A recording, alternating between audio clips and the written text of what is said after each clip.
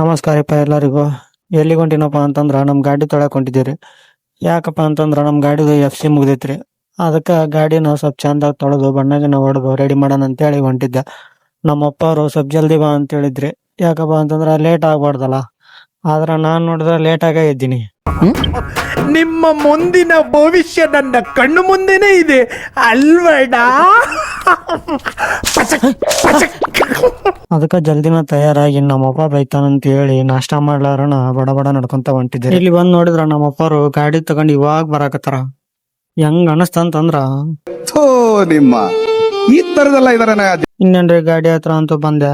ಅದಕ್ಕ ಒಂದ್ಸಲ ಗಾಡಿನ ಹಿಂದ ಮುಂದೆ ಎಲ್ಲ ಚೆಕ್ ಮಾಡಿದೆ. ಗಾಡಿನೆಲ್ಲ ಚೆಕ್ ಮಾಡೋ ಅಷ್ಟಾಗ ಅಂಗಡಿ ಓನರ್ ಬಂದಾರೆ.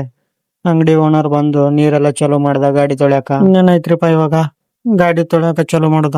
ಪೈಪ್ ಇಸ್ಕೊಂಡು ಅಪ್ಪಾರು ಗಾಡಿ ತೊಳ್ಯಾಕ ಸ್ಟಾರ್ಟ್ ಮಾಡಿದ್ರಿ. ಪಾಪ ಅವ್ರವ್ರ ಎಷ್ಟೊತ್ತನ ತೊಳಿತಾರ ಅಂತೇಳಿ ಆಮೇಲೆ ನಾನು ಪೈಪ್ ಇಸ್ಕೊಂಡು ಗಾಡಿ ತೊಳ್ಯಾಕ ಚಲೋ ಮಾಡ್ದ. ಪೈಪ್ ಹಿಡ್ಕೊಂಡ್ಗಳನ ಅದು ಪೈಪ್ ನನ್ನ ಹಿಂದಕ್ ದಬ್ಬಕ್ ಸ್ಟಾರ್ಟ್ ಮಾಡಿತ್ರಿ. ಅಷ್ಟು ಪ್ರೆಜರ್ ಇತ್ತು. ಇನ್ನೇನ್ ಮಾಡೋದೈತ್ರಿ, ಇಸ್ಕೊಂಡ್ಬಿಟ್ಟಿನಿ. ಇನ್ ಗಾಡಿ ತೊಳೆಯಬೇಕು. ಇನ್ನು ವಾಪಸ್ ಕೊಟ್ನಂದ್ರ ಮರ್ಯಾದಿರಂಗಿಲ್ಲ. ನಾನು ಕಣ್ಣೆದ್ರಿಗೆ ಇದ್ರೆ ಶೂಟ್ ಮಾಡಿ ಸಾಯಿಸ್ಬಿಡ್ತೀನಿ. ಇರಿಟೇಷನ್ ಕಣ್ರಿ, ಕಳ್ಸಿ ಆಚೆ. ಅದಕ್ಕ ಕೈ ಎಷ್ಟ್ ನೋವಾದ್ರೂ ಫುಲ್ ಗಾಡಿ ನಾನು ತೊಳ್ದಾರಿ. ಇನ್ನೇನೈತ್ರಿ, ಗಾಡಿ ಫುಲ್ ಚಂದಂಗ್ ತೊಳ್ದೆ. ಇಷ್ಟು ಗಾಡಿ ತೊಳ್ದಷ್ಟು ಚಂದಾಗ ನಾನು ಜಳಕ ಮಾಡಿಲ್ರಿ ಒಂದ್ಸಲನು. ಇನ್ನೇನೈತ್ರಿ, ಗಾಡಿ ಎಲ್ಲ ಫುಲ್ ಚಂದಾಗ ತೊಳೆದ ರೆಡಿ ಮಾಡಿದೀವಿ. ಇನ್ನೇನ್ ನಾಳೆಗೆ ಬಣ್ಣ ಹೊಡಿದೈತೆ. ಇನ್ ನಾಳೆಗೆ ಸಿಗೋಣ್ರಿ. Thanks, love you